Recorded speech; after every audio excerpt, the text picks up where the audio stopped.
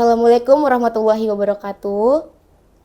Kembali lagi bersama kami di program Rubrik Sentir dari Suara Merdeka TV Biro Banyumas. Jadi kami memiliki tamu undangan yang sangat cantik dan ceria, Ibu Yanwi Mudrikah. Selamat pagi Ibu. Jadi ibunya mau dipanggil ibu atau kakak nih? Soalnya kayak masih kelihatan muda banget, Bu. Saya malah lagi tambah melebar kayaknya. Aduh, aku juga dong Bu kalau kayak gitu kan. Iya. Jadi, Kakak boleh, ibu kakak boleh aja deh. boleh ya, kakak aja kali ya, karena kayak kita seumuran Bu. Oke, Kak Yanwi. Kak Yanwi ini profesinya apa sih kalau saya boleh tahu? Iya, selama ini jalan-jalan aja ya memang. Jalan-jalan aja. Ya kebetulan sekarang menggeluti di kampus ya. Ya. Saya di UIN Saizu. Saya dosen tamu di sana. Kemudian saya di dosen tamu di STT Wirotomo ya, kampus teknik seperti itu. Dan sekarang saya sampai hari ini ya, dari kurang lebih 2011 saya mengasuh komunitas literasi Gupu Kecil Indonesia sampai sekarang ya. Itu kurang lebih dari 2011 sampai sekarang. Oh, alhamdulillah, ternyata kegiatannya Kak Yanwi ini sangat bermanfaat ya teman-teman, dan semoga hasil dari kegiatannya Kak Yanwi ini bisa menginspirasi banyak orang yang mengikutinya ya. Terus jadi kami ini memiliki nama kegiatan cerita di balik proses kreatif seorang penulis. Jadi boleh diceritakan nggak dari awal bagaimana Kak Yanwi ini bisa merintis sebagai penulis? Ya. Proses kreatif ya, Ya. lebih ke proses kreatif. Untuk menulis itu sebetulnya saya dulu bisa dibilang pengen bercita-cita jadi penulis. Iya. Kemudian arah yang pertama kali gitu, jalan yang pertama kali saya tempuh lebih ke saya merasa perempuan. Saya merasa perempuan, saya juga sensitif ya, baper gitu ya, kalau anak sekarang mungkin bawa perasaan. Jadi akhirnya yang membawa saya itu, saya lebih senang ruang-ruang sunyi sendiri gitu ya. Dan ternyata setelah saya memahami diri saya sendiri, saya juga seorang yang introvert ya. Nah, jadi saya lebih banyak menulis diary, catatan harian semacam itu, yang akhirnya sampai hari ini saya menekuni bidang itu gitu. Sekalipun sekarang zaman teknologi ya, gadget gitu. Kalau pas zaman saya itu, saya mengawali di tahun 2000, SMA itu 2000 berapa? 2005 ya, kalau nggak salah 2005, 2006 itu saya sudah mulai bikin puisi, ikut lomba, kemudian ikut perlombaan cerpen juga, majalah Anida ya, majalah. Nggak tahu kalian kenal apa nggak itu ya, majalah Anida. Jadi zaman saya SMA 2006, 2007, kalian ya Mbak Ocha? 2005 saya baru lahir ya, kayak baru umur setahun. Oh iya.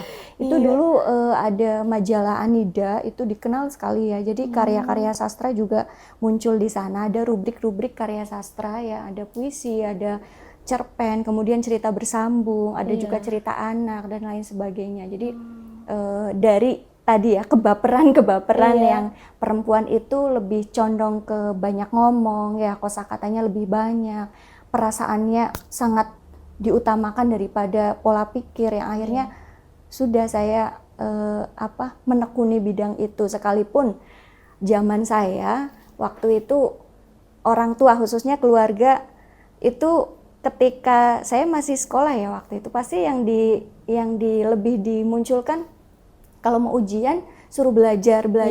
Tapi saya sering nyuri-nyuri, kadang baca novel. Kemudian pas SMP juga pernah itu saya keluar di jam yang tidak ini ya seharusnya gitu kan, masih pelajaran tapi saya izin, tapi nggak balik-balik. Saya ke perpustakaan gitu ya, baca fiksi, bahkan yang waktu itu sempat ini juga ya, sempat mengalami kesulitan di beberapa mata pelajaran. Jadi bagi saya ketika saya membaca buku itu hiburan gitu, dan saya terhibur juga karena mungkin saya bisa dibilang itu tadi introvert ya. Jadi ketika saya masuk di dunia perpustakaan di buku, misalnya saya ketemu dengan buku nih cetak ya, buku fisik, itu ada kebahagiaan tersendiri gitu sampai hari ini. Sekalipun sekarang banyak digital gitu ya, tapi saya tetap menikmati ya, digital saya menikmati, tapi fisik juga lebih ya. menikmati. Jadi ada romantismenya gitu ya, ketika kita baca buku itu per lembarnya itu asik sekali ya, kayak mungkin kita lagi deket sama seseorang gitu ya, mempelajari masa lalunya tiap lembar gitu, itu semacam itu ya. Masya Allah sekali. Mungkin di zaman saya juga orang-orang yang sepantaran saya itu udah jarang banget baca buku. Kayak sekarang tuh orang lebih milih aplikasi Wattpad kalau misalnya ibu tahu. Lebih instan gitu ya, mungkin soalnya, jam waktunya ya. Iya, terus alhamdulillah dengan ambisiusnya ibu zaman itu sampai sekarang tuh udah merilis buku banyak ya. Ya lumayan. Dan hasilnya, hasilnya jadi bisa dibaca oleh orang lain. Iya. Dan menjadi pengalaman tersendiri gitu. Ya alhamdulillah. Mungkin kita langsung ke pertanyaan aja kali ya. Iya, biar Mbak Ocha. Oke. Jadi, bagaimana sih Bu awal perjalanan untuk menekuni dunia menulis sampai membentuk buku proses ya? kreatif buku seperti ini tuh. Awalnya tuh gimana? Ya, misalnya ini ya, saya bawa ini buku solo yang keempat ya, buku tunggal saya. Jadi kebetulan ini yang pertama itu di tahun 2013 ya. Ini tidak saya rencanakan, tapi ternyata selisihnya 3 tahun ya. 2013 ini buku yang pertama. Kemudian buku yang kedua ini Menjadi Tulang Rusukmu di tahun 2016. Ternyata selisihnya 3 tahun gitu. Dan ini semuanya kebetulan. Yang ketiga Menjadi Ibu. Ini 2019. Pada saat saya menikah di 2009, saya menikah di 2019. Kemudian muncul buku yang keempat, ini puisi lagi, 2022 cetaknya. Ternyata selisihnya 3 tahun ya, dan ini tidak saya rencanakan. Dan ternyata ketika buku saya nulis, itu bukan langsung masuk ke dapur penerbit, tidak ya. Jadi melalui, saya nulis di media online, saya ngirim tulisan-tulisan saya di media online. Kemudian di media cetak dulu Suara Merdeka ya, ada rubrik puisi, cerpen, kemudian ada isai ya, artikel di Kompas, kemudian di media-media yang lain seperti di Jogja ada Kedaulatan Rakyat ya, Kedaulatan Rakyat, Jakarta ada Suara Pembaruan, kemudian Media Indonesia, cuma sekarang udah nggak ada ya, Media Indonesia udah nggak ada, itu juga Jakarta. Jadi dari perjalanan itu saya nunggu lama juga ya ini singkat cerita saja ya. Ketika sudah dimuat, nah baru ini teman-teman editor ini yang punya inisiasi, Mbak Yanwi ini karyanya dibukukan aja. Jadi saya tidak ada pikiran untuk membukukan, punya buku enggak. Jadi prosesnya itu justru melalui media online dan cetak ya. Media online itu banyak ya. Karena kalau sekarang lebih banyak lagi, ada mojok.com ya, kemudian ada harakatuna.com, LP Ma'arif NU dan sebagainya. Banyak sekali ya, ratusan. Media online itu ratusan ketika kita mau konsen di dunia literasi ya, menulis berupa artikel, cerpen misalnya, terus berita dan sebagainya ya, seperti itu. Jadi perjalanannya bukan saya langsung masuk ke dapur penerbit nyodorin karya mentah, enggak. Jadi benar-benar ada seleksi masuk ke media-media dulu, saya baru berani. Waktu itu yang di Jakarta itu Suara Pembaruan, ini kalau nggak salah di buku pertama saya, ini dimuat beberapa sajaknya itu dari Suara Pembaruan. Saya nunggunya 1 tahun. Waktu itu puisi saya 1 halaman penuh itu puisi saya dimuat di sana. Kalau nggak salah di 2011. Itu saya masih ingat bulan Mei gitu ya. Nah itu ketika sudah melalui perjalanan itu, baru ini pun inisiasi teman-teman juga untuk mengawali Rahim Embun, Menjadi Tulang Rusukmu. Ya yang akhirnya jadilah buku.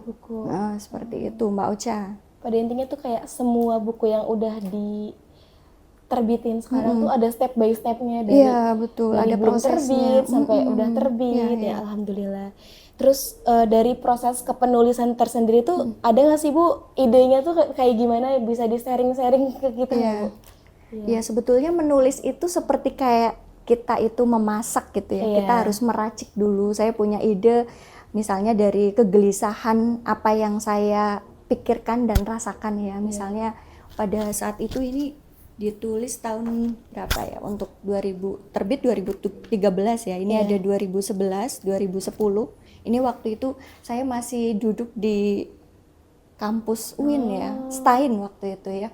2010 2011. Jadi ketika ada sesuatu hal problem ya dalam hal ini, ketika tidak sinkron antara harapan dengan kenyataan, realitas gitu ya, kan muncullah problem. Nah, di situ akhirnya saya menulis, kirim aja ke media gitu ya, ke media cetak waktu itu. Terus berapa banyak ya yang dikirim, tak seleksi dulu, tak kirim, tak seleksi. Bahkan teman-teman juga ikut membaca. Jadi idenya itu dari pikiran-pikiran kita yang itu problem tadi ya, ada problem. Ketika usia saya waktu itu menginjak semester 1, 2 ya, itu kan ya bisa dibilang apa ya, saya dulu juga sempat ini mungkin belum yakin dengan jurusan saya gitu, belum yakin dengan kampus saya. Akhirnya saya melakukan perjalanan-perjalanan. Nah, perjalanan dalam hal ini perjalanan spiritual ya. Perjalanan spiritual, saya mencari jati diri melalui tulisan. Jadi menulis juga belajar gitu. Menulis juga belajar, menulis juga bagaimana kita menjadi manusia, menjadi orang yang benar-benar bisa berpikir ya. Itu proses saya melalui menulis seperti itu Mbak Ocha gitu. Jadi untuk tema ya untuk awal-awal memang mengalir ya, apa yang saya rasakan, apa yang saya pikirkan pada tahun itu ya. Pada tahun 2009 2010 itu seperti itu gitu ya. Keren banget ya Bu Yanwi. Kegalauan lah ya, kalau anak udah bilang galau banget nih, salah jurusan atau salah kampus misalnya. Ya mungkin tapi Ibu misalnya, tuh keren banget, ibarat semester 1 udah mikirin tulisan, sedangkan saya mungkin belum sampai ke situ tuh. Dan alhamdulillah sekarang prosesnya nyampe Bu, ya Allah. Ya mungkin itu karena ini aja ya, beda zaman gitu ya. Nanti lain lagi, beda zaman. Oke Bu, saya mau nanya, terus tantangannya tuh ada nggak sih Bu menjadi kepenulisan tuh seperti apa? Oh iya, gitu? tantangannya banyak. Coba diinikan aja. Mana penulis adakah penulis yang pengen kaya jadi penulis?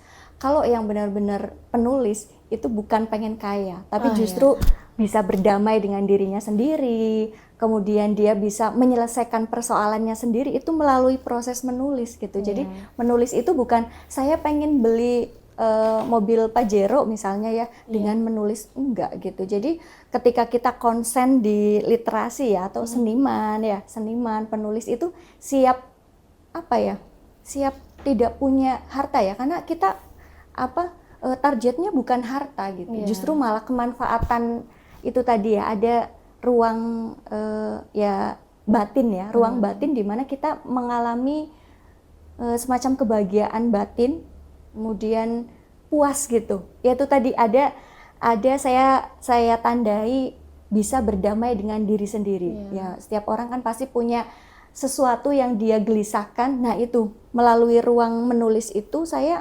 mengalami senang dan bisa menaklukkan. Ibarat gini, saya seorang pejalan misalnya ya. Seorang pejalan itu dia bisa menaklukkan 9 gunung. Nah, seorang penulis itu juga sama. Ketika dia punya persoalan, dia bisa menyelesaikan rentetan persoalan yang membentuk jadi rantai gitu. Ya, itu seorang penulis. Jadi dia sudah nggak ada ekspektasi, saya menulis buku saya harus terjual. Enggak. Sama sekali. Jadi benar-benar belajar dan proses kehidupan itu dengan cara menulis seperti itu Mbak Ocha. Jadi nggak ada nanti rujukannya bukunya buat siapa nih Bu Yanwi? Wah, kita nggak ada pikiran waktu Iya. itu, saya pribadi dengan teman-teman yang konsen di bidang itu nggak ada pikiran. Jadi yang penting kita sudah berdamai dengan diri kita sendiri, bisa menyelesaikan persoalan dari apa yang kita gelisahkan ya di zaman itu ya. Iya. Beda dengan zamannya Mbak Ocha ini. Alhamdulillah ya Bu, prinsip Ibu tuh tegar banget, kuat banget sampai bisa ngelewatin semua tantangan yang kemarin Ibu lewatin gitu. Ya sebetulnya nggak tegar lah, nanti proses ya. Proses. Proses juga. Ya Alhamdulillah deh Bu. Terus bisa kasih tahu ke kita nggak sih Bu, buat konsisten seperti itu tuh kayak gimana ya Bu? Ya, untuk konsisten nulis ataupun berkarya ya, sebetulnya sama aja ya, setiap orang punya mimpi gitu. Tapi dalam proses ini memang orang-orang yang konsen di bidang literasi, apalagi saya perempuan ya, Iya. bahkan waktu itu terakhir itu komunikasi kalau enggak 2024 saya pernah ditelepon sama redaktur Minggu Pagi ya. Ditelepon, Mbak Yani masih nulis nggak gitu, masih konsen di komunitas nggak, masih ngelola, oh masih, wah keren, kamu sudah menikah ya, sudah punya anak, saya lihat di media sosial dan lain-lain. Jadi menurut beliau ya, waktu itu redaktur Minggu Pagi, beliau mengatakan, soalnya gini, banyak orang yang konsen ke literasi perempuan, tapi ternyata yang jadi itu jumlahnya lebih sedikit daripada laki-laki, justru malah yang jadi laki-laki, kata beliau seperti itu. Jadi ketika perempuan bisa konsisten terus-menerus sampai dia berumah tangga, itu luar biasa katanya. Enggak lah, saya aja masih banyak nggak konsisten gitu. Iya. Tapi menurut beliau yaitu kamu masih ngelola juga, bahkan sampai saya ngelola komunitas itu bukan ngelola 1-2 orang ya. Iya. Dan datang pergi kayak hati ya, kalau kamu dekat sama orang gitu ya, datang pergi. Jadi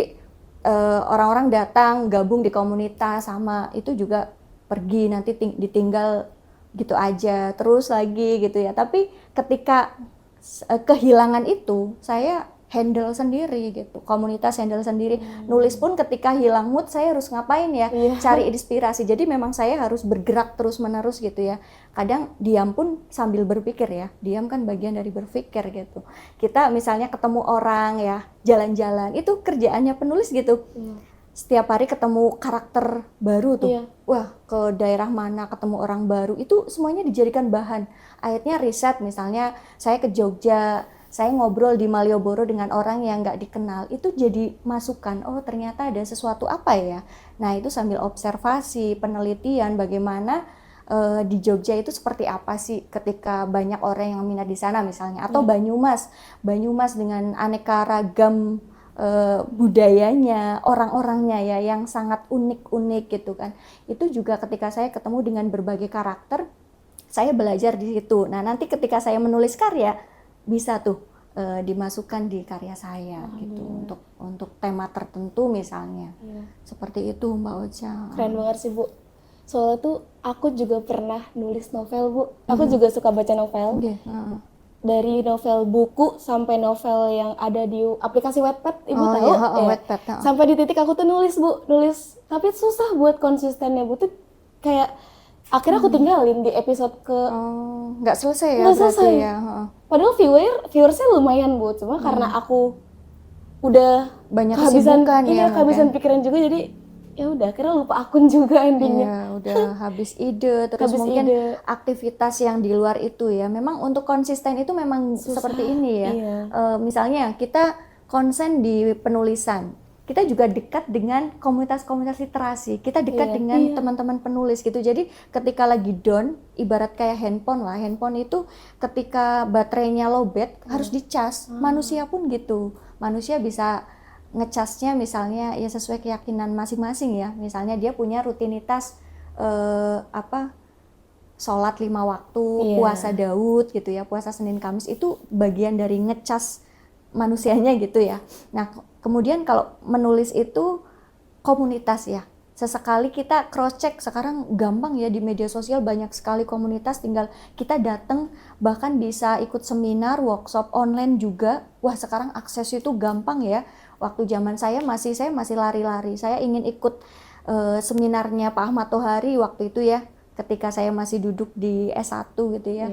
Itu saya harus cari informasi sendiri, nggak ada lewat Facebook itu ya nggak seramai kayak sekarang, media online itu nggak seramai kayak sekarang. Jadi saya harus cari informasi, saya ke kampus Unsud, oh ada acara nih yang ternyata relate sama apa yang saya suka gitu ya, hobi saya gitu kan.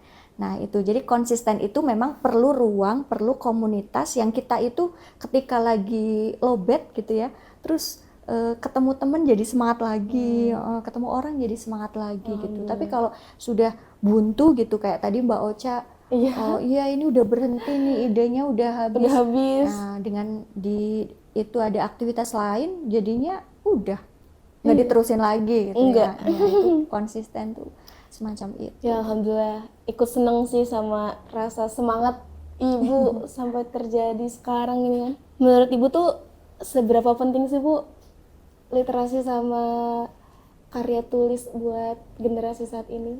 Ya, literasi itu sebetulnya maknanya luas ya, bukan hanya sebatas memahami konsep membaca dan menulis ya. Dalam hal ini kan ketika ngomong literasi itu lebih ke buku gitu ya. Sebetulnya literasi itu luas, bagaimana kita memahami sekarang ada teknologi ya, ada literasi digital, ada literasi parenting, ada literasi sastra, literasi baca tulis, literasi informasi, literasi numerasi, literasi apalagi, literasi ekonomi, literasi politik dan sebagainya. Jadi literasi itu sebetulnya kalau dari bahasa Latin itu namanya artinya itu orang yang mau belajar. Jadi bagaimana kita memahami, misalnya sekarang nih literasi teknologi ya, kita belajar soal teknologi, bagaimana caranya. Oh sekarang ini ya semuanya bisa diakses di situ. Kita milih-milih nih mana yang kiranya kita butuhkan sesuai usia, sesuai kita butuhin apa gitu, yang kiranya nggak bermanfaat di skip aja gitu kan.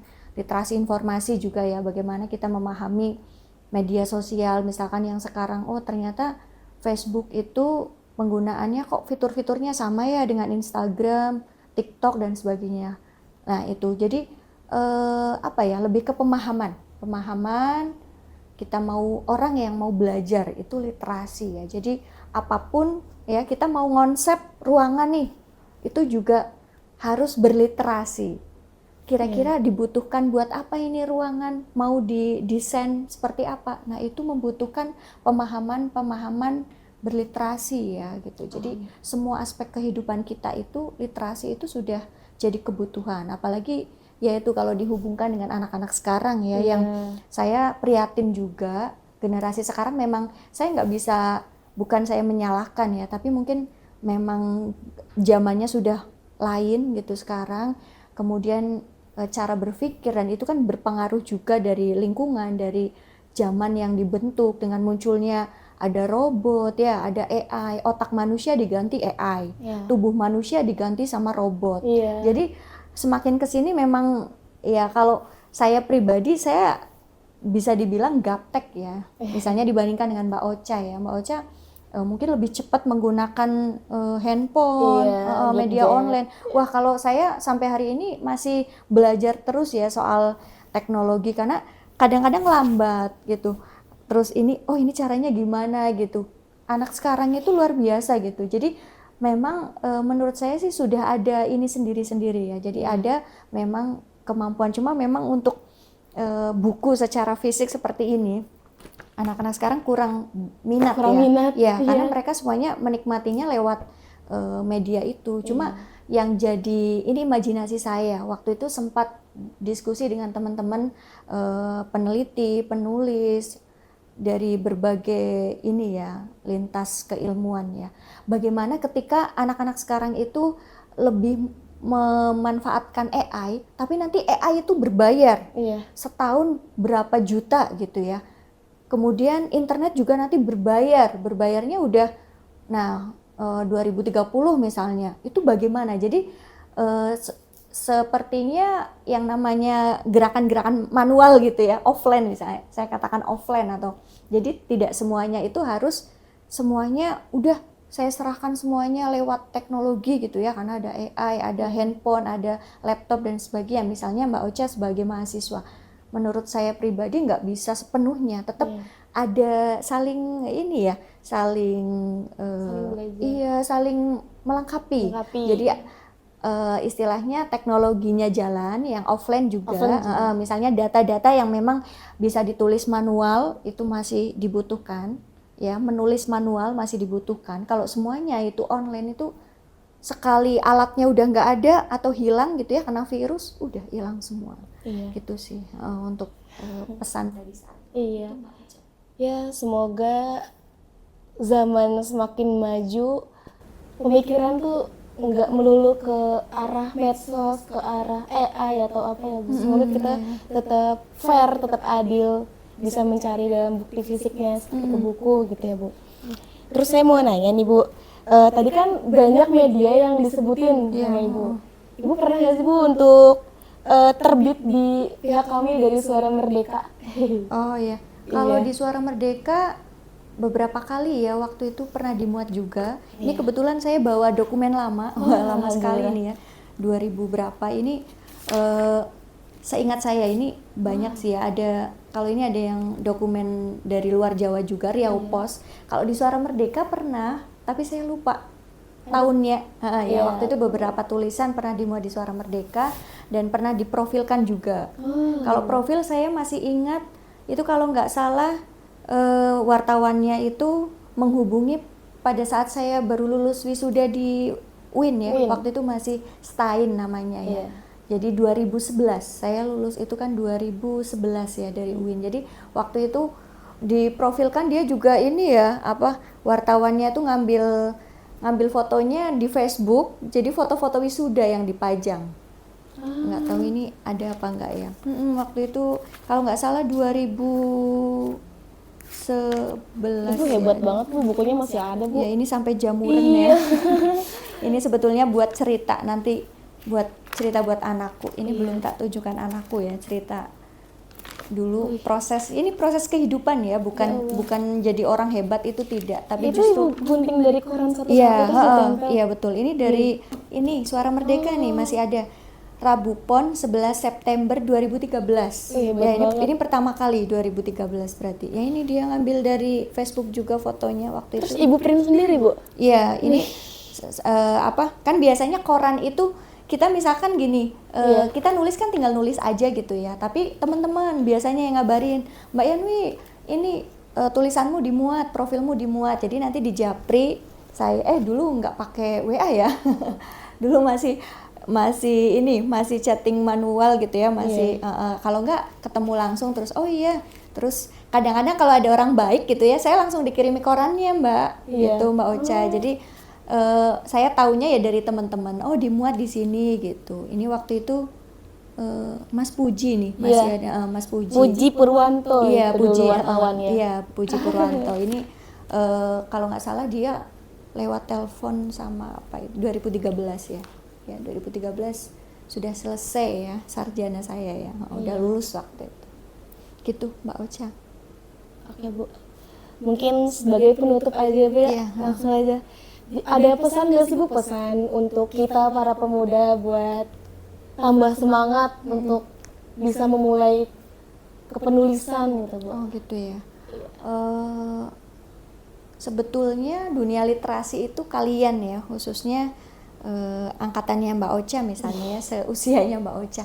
Jadi berliterasi itu kita tidak harus jadi penulis seperti saya punya buku seperti ini. Misalnya dari caption-caption kita memanfaatkan media sosial ya. Misalnya saya masih pemakai Facebook ya. Facebook.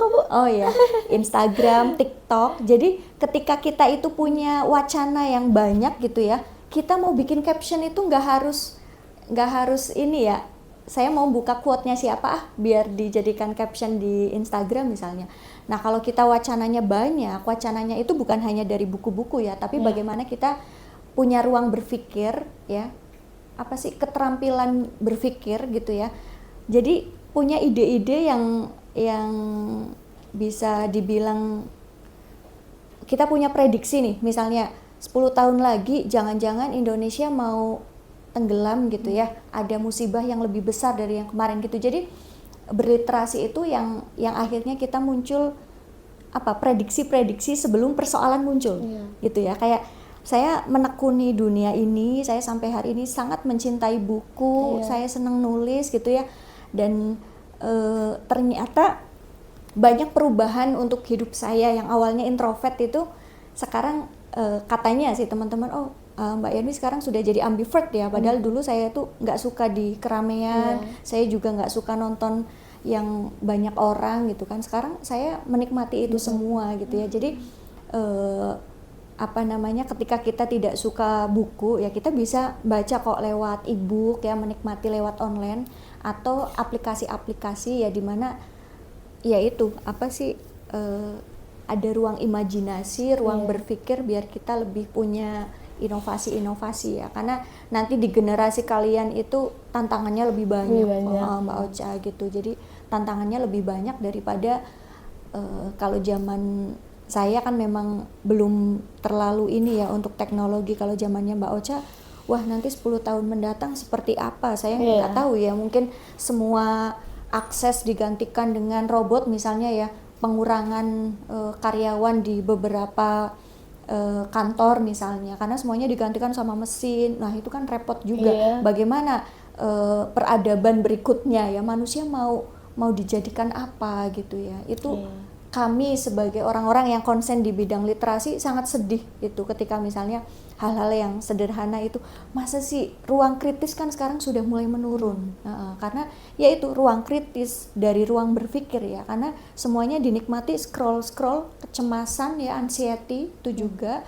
Orang-orang sekarang lari ingin mengejar seperti yang di media sosial, padahal dunianya dia tidak seperti itu gitu. Benar. Sebetulnya kekacauan ini ngeri gitu. Nanti prediksi saya sih ya, saya tidak memprediksi seperti para normal gitu ya. Tapi di 2030, di 2035 itu saya nggak tahu nanti dunia seperti apa gitu ya, ketika orang-orang sedikit sekali yang punya daya kritis, kemudian nggak suka membaca. Ya membaca nggak harus membaca buku fisik ya, membaca tadi yang saya sampaikan media online ya, di media online yaitu berliterasi itu, memahami baca tulis informasi yang ada di ruang-ruang tertentu gitu ya. Berliterasi itu sangat penting gitu. Jadi ya pada intinya kita harus ubah mindset dulu supaya betul. Nggak stuck di sini aja gitu. Kita harus berkembang. Gitu kan Bu ya? Iya. Kurang lebih itu. Iya. Terus ada pertanyaan lagi masih nggak apa-apa Bu? Satu lagi ya. Iya. Ada tipsnya nggak sih buat mulai sedulur Suara Merdeka mau belajar menulis itu gimana ya Bu? Menulis dari yang ini ada di media sosial ya. Misalnya sekarang cenderung kalau Instagram itu kan informasinya cepat. Nah bisa tuh ngambil misalnya gambar gitu ya, kalian mau potret sesuatu gitu ya, jadi kalian di situ sebagai fotografer sebagai penulis juga. Jadi nanti ngambil sambil ngamati misalnya saya mau meneliti bunga-bunga yang ada di Banyumas misalnya ya. Nah itu, atau tanaman nanti dipotret. Setelah dipotret kemudian nanti dibikin caption. Nah itu belajar berliterasi ya, bagaimana kita menyusun kalimat, memilih kata yang tepat, kemudian barangkali nanti dikombinasikan dengan metafora atau perumpamaan, kemudian dihubungkan dengan yaitu tadi ya, kalau perempuan ya kegelisahannya perempuan atau kegelisahannya laki-laki ya, bukan hanya kegelisahannya perempuan aja. Jadi ketika ada sesuatu hal, nah itu jadi ruang berkaryanya melalui Instagram, TikTok, Facebook atau Wattpad masih ya. Kalau kita cari yang itu kali ya, yang ada gambarnya gitu. Jadi kita menulis yang ada gambarnya sepertinya lebih bagus gitu ya. Kalau nggak boring juga. Iya, kalau cerita mungkin komik seperti itu ya. Jadi cerita bergambar kan barangkali lebih menarik itu ya. Sekarang ada Canva juga, jadi bisa tuh kolaborasi dari gambar-gambar dan juga tulisan. Jadi kalau tulisan saja saya yakin anak-anak sekarang itu generasinya Mbak Ocha itu nggak begitu suka. Lihat tulisan aja katanya udah pusing. Iya. Iya, jadi nah itu caranya, tipsnya itu melalui gambar. Misalnya kita potret nggak usah jauh-jauh lah ya ke luar kota gitu. Yang ada di sekitar rumah aja. Misalnya di rumah tuh ada air ya, Iya. air sungai. Udah sambil menikmati air kayak kita mainan air gitu ya, dipotret. Nah, nanti lama-lama kita jadi muncul riset, pengen observasi, terus dikombinasikan dengan kosakata. Misalnya kalian lagi apa sih, sedih mungkin ya, kecewa dengan orang, dengan teman, dengan keluarga, itu bisa dinarasikan melalui media sosial. Misalnya tadi saya contohkan Instagram. Nah, itu kan udah ruang kreasi tuh. Iya. Ya, di TikTok juga bukan hanya sekedar joget-joget, tapi Iya. ada caption Ada ya. caption, Di ya. Facebook juga. Jadi menyusun kalimat ya, memahami sesuatu dengan cara itu. Memotret ya, di zoom gitu ya.